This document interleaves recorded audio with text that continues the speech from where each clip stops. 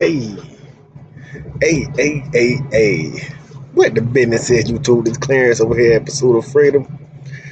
Just had to come in and do another trade recap video, boy. Even OPGN, man. I was actually just looking in my YouTube through some of my trades that I have made from the channel. And this one, I kind of found that I had some redemption. February the 4th, 2020, OPGN trade, massive loss down 30%. Now in this trade, I took a big loss. I think it was something like 800 something dollars. 890, 900 bones in a loss just looking through the video. Now I didn't get all of that back with this day trade today, but I didn't even notice that I had traded this stock. I didn't remember trading this stock back in that time frame. But I'm gonna blow this here up for a second and see the difference in the education, because one thing I did mention in this video that I made on the 4th was that you need to learn something. You know what I'm talking about? And I was trying to buy the dip, but I didn't let it dip. See, today's trade, I'm buying it right off of a bounce of the VWAP. I then got a little greedy and tried to go back to the well a little too many times, but I ended up catching myself. Luckily, I was able to get out of the second trade of the day without putting anything in jeopardy. and I'll talk about that when I get to that there point. But when this thing dipped for the second time, it landed on top of the volume weighted average price and it sat there from 1230, 1245. I guess it's probably about 1250, 1252, and this thing started to climb higher. Now I can possibly try to go back to that exact time frame, but it just going through just the video, the old video that I made, you see that the stock started to get up a little bit on that day, February the 4th, in the bottom of the screen down there from the screenshot. But I can also just go and double click it. You can see from February the 4th. You know what I'm saying? But today, at least for a little while, it was the number one stock up here. And since the market has closed, it has pulled down some more. Now just come over here to the trade jizzle. I'm gonna zoom way in because I just take screenshots. Up 519, and this was seriously just in a few minutes. I think I was in the stock probably 10 minutes. You know what I'm saying? $519 in less than 30 minutes. And that's beautiful for me. Slide in a little bit closer. I had to get up and drive. You know, today kind of was a waste of time type day. I had to go talk to people in safety about some decisions out here on the road. No accidents, no speeding tickets, no nothing. My record is clean, but they just trying to make me a better driver. That's how I'm gonna look at it. Because all of these trucks got cameras on them or whatever. But anyway, so today I had to sit around, basically what I'm saying. And whenever I got to sit around, in my mind, I'm thinking I got time, I can possibly make me a day trade, a trade of any sort. So I'm gonna go ahead and slide over. See, at the time, oh, you can't see it though, dang. But at the time, this stock highlighted in blue up here was the number one stock on the day, as it had pulled back from a high way up here above 437. You know what I'm saying? Above 440, probably 4. I meant 4. Well, yeah, it should be 4. Oh, that's 1 minute time frame. Okay, this is the 1 minute chart. I'm gonna show you a little bit. I'm show you here a little bit. Let me zoom by some. It's crazy how many different times they had to execute the sale order for this 2,000 sales. I'm in at 366, out at 391, 24, 26 cents, somewhere in there, $519. And this was the second part. I seen that this thing had came down and was dipping. So I caught it perfectly for a bounce off the VWAP. And it came down and bounced off the VWAP a second time. So I mean, I did me a little trade. I always write a little something. You know, it ain't nothing big. Let's take a look at what the stock did, right? Slide this a secret sauce on that. Woo! Good thing I stayed away from it after the second bounce. Should have stayed away from it after the first bounce. Actually, that's the dumb part of the trade. I came back. I got greedy and came back. So the stock had pushed up. I actually, when I was first eyeballing this here trade, I was trying to get short. I was trying to get short right here where this white line is at. I seen the stock had pushed up, but the overall trend is down. So the stock had done pushed up, got up here to this 378, 380-ish area. I put in a short order. E-Trade said we did not have, you know what I mean, we don't have the shares available to borrow at this time. So I keep eyeballing the stock. It's the best stock on the day. I'm also eyeballing. Oh my God! I'm also eyeballing being that I just had closed my trade in OSTK. I'm just gonna have to. I'm looking at the weekly chart over here too. Let me get back to the day. I don't know why things looking a little. Nope, that's 2 days. Okay, get back to the daily chart over here. I do that from time to time. I flip, look at the weekly chart, look at the monthly chart. But the video I just did was on overstock.com, man. And then today, Overstock want to punch all the way up. I mean, I'm out in that trade.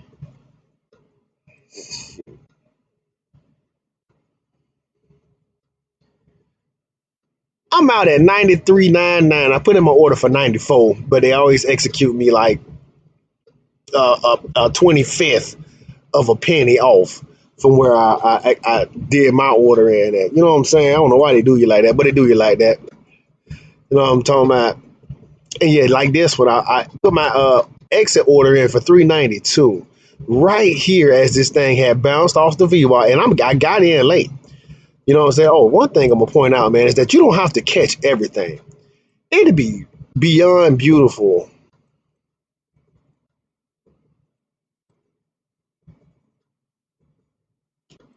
See, like 94 is why I sold. 98, I put up here. This I've told myself if it came back to 98, that'd be a good place to buy. As I was eyeballing it for a second, it came back to 98 around that area exactly. Overstock did, and it bounced up off of that. You know what I'm saying? But even in overstock, sometimes you're not gonna catch all of this here pie. You don't need the whole cake. You don't need the whole cake. You need to cut you a slice. You know what I'm saying? I mean, even if you end down here at 95. Oh, hold on. I gotta put the days together. You know what I'm saying? But still, because I'm in at 80 and got out at 94. But if I could have held all the way to 113, man, that would have been a comma involved with that trade right there. But that is what it is, man. It's time for some pulling back. And it's got like this blow off topish type candle. Looking at this thing during the day though, some of these individual candles on the 1 minute was ranging up at 10 million sold off. You know what I'm saying? 8 million sold off. That's a 1 minute. 13 million sold off there. That's about, so selling pressure was big in this thing. I even tried to get short this one, but this one was hard to borrow, and it said something about, my order would get executed. I wanted the limit order, but it would execute at the market if it could locate the shares. So I said, you know what, I'm not shorting them. And I was trying to get short up here at 108. So that wasn't quite at the top, but I seen a little bounce. So I tried to get short, and they had, the message it gave me was, this is a hard to borrow stock. And if they could get the shares that I wanted to short, it'll short me at the market. And I don't like doing market orders with E-Trade. That's not me. Motherfucker. Yeah. All right. So, I mean, just like I was just getting at, sometimes, man, you can play. You ain't going to capture the whole pie. You don't have to capture the whole pie. Not when your size is right. I will mention that part. Not when the size is right. I'm just trying to zoom in. All right, so this thing had done dipped off. I got my descending resistance. I mean, because that's the overall trend that I was looking at first. But after I couldn't get short between, you know what I mean, like 12.20 and 12.35 or whatever that is, they didn't have the shares. I said, I'm going to keep eyeballing the stock. I see we was above the VWAP at that time. You know what I'm saying? A lot of shorts get out and or cover their position around the VWAP just in case it does this. It bounces off the VWAP. Sometimes if you look at stocks, you'll get one and maybe even two bounces off the VWAP as this stock did. You know what I'm saying? And it's going to give you lower highs off the first bounce and then lower highs off the second bounce. I can put another one of these lines or I can come over here and change it and do it like that. You know what I'm saying? Lower high. Basically, the trend is going down. So I had to be precise. I had to be quick. But the original one I was eyeballing was right over here, and I had it a little lower off these tops, trying to, you know what I mean, trying to see if I can get short somewhere back in there. But yeah, so I ended up getting in at 366, and I honestly chased it a little bit because the VWAP is down here at 343. But with E-Trade, when you're entering these orders, you got to type in, you know what I'm saying, your limit price, 3.43, as the stock is moving. So I'm changing it, 3.44, 3.45, you know, as the stock is moving. So to stop moving up, and then there's a delay at times, man, with my order getting filled. So it's all the way at 60. I ended up getting filled at 66. Didn't need to be in the stock long, like 24, 25 cents. I don't even know. I got to do the math. You got to be smart. Actually, it should be 92. Crap. What the hell I did there? I won't go back.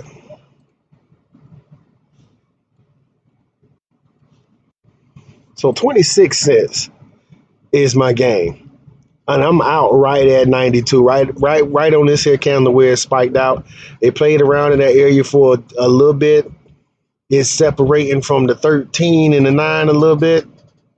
And I had a feeling it wasn't going to bounce back to this area. I was just happy that it got above this resistance, you know, from this bounce off the 100 exponential moving average. Happy that it got above this mark right here.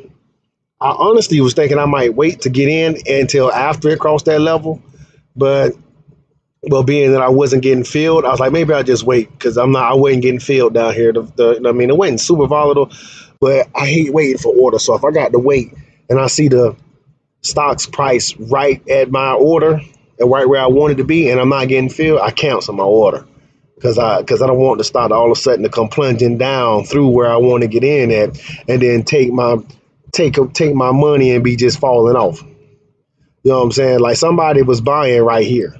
Somebody said, you know what, that's at the VWAP again. I'm going to go ahead and put my buy order in, bang. And it just accelerated through whatever that price was and fell way down. So, I mean, I entered another order. I mean, the second time at like getting in a little late again at 363. I was in at the second order. Had the chance to get out about 374, 375. It would have been just 10 cents on 2,000 shares, but I ended up running into some bad Wi-Fi. And this thing just started coming down. So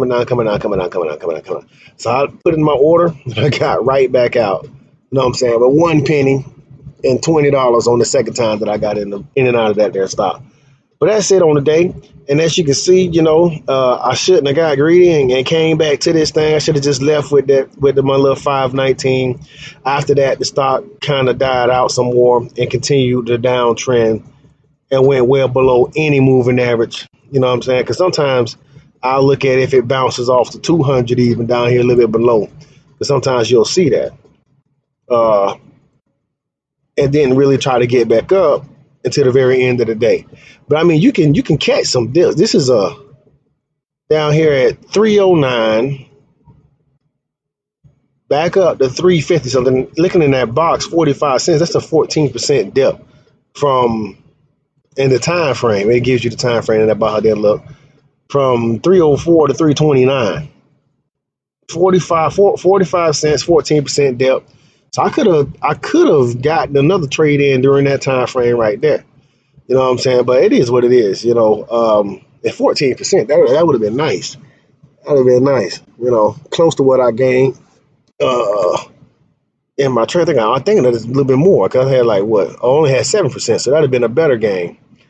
But I'm not looking to catch the whole pie. I'm just looking to cut me a slice. And that's a nice slice right there. Had to use a tad bit more change, but that is what that is. You know, didn't want to go too heavy, but 2,000 shares felt okay, especially with a stock that was in the downtrend. I didn't want to throw too much money at it, but I'll take a 7% profit. And the beauty is, I'm in the stock for about 9 minutes. You know what I'm saying? I got in as the stock was coming back up through this. You know what I'm talking about? It had proven that the trend had reversed, even if it's just for a little while. And I got filled at 3,676. So I'm in the 366. I'm in the stock no more than 10 minutes. And that's $519. And that's what I'm talking about. So yeah, I had to sit around. I had to take some classes, had to do some computer-based learning, had to talk to some people. But when they set me free, I went and jumped in front of the market around midday and squeezed me a penny out the market. That's twice as much as I'm gonna make if I'm driving this truck anyway. And I kind of mentioned some of that stuff in my in my little rant. Yeah, and I got back in. I got greedy and got back in and bounced off the VWAP. You know what I'm talking about? See, if I drove, the maximum I can drive is about 600 miles in a day.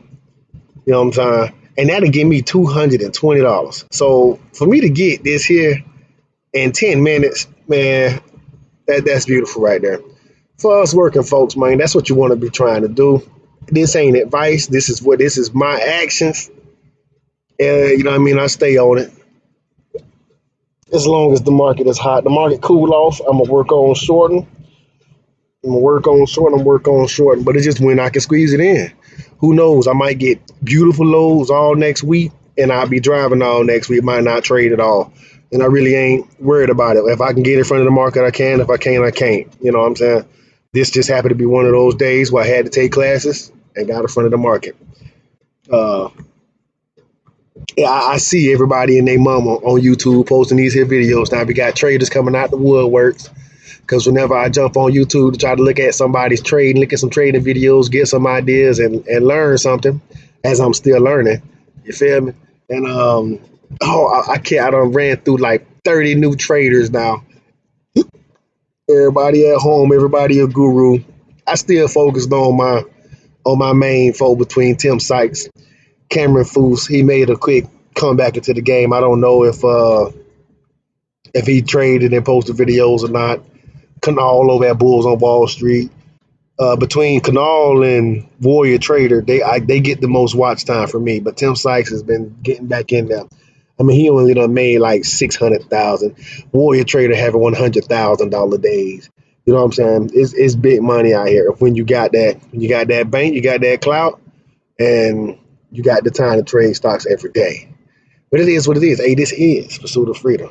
Give me that thumbs up. Give me the like. I'm going to be posting as I'm trading. It's a little few and far between, but I'm working my way back into this here thing as much as I can at least. But I'm not forcing anything. I mean, I think that's a bit of the problem. You don't have to trade every day. I mean, we don't have to trade every day. One way or the next, I'm going to get over the PDT rule of $25,000. I want to get well above that rule, really double. I want about 50. At 50, I feel like I can trade every day. I could be in control at 50. I think that's all I would need to buy my freedom. And from there, I'd be a digital nomad, trading stocks on the go, wherever. You know, I'm in control of my own destiny at that point, my own boss. This is pursuit of freedom.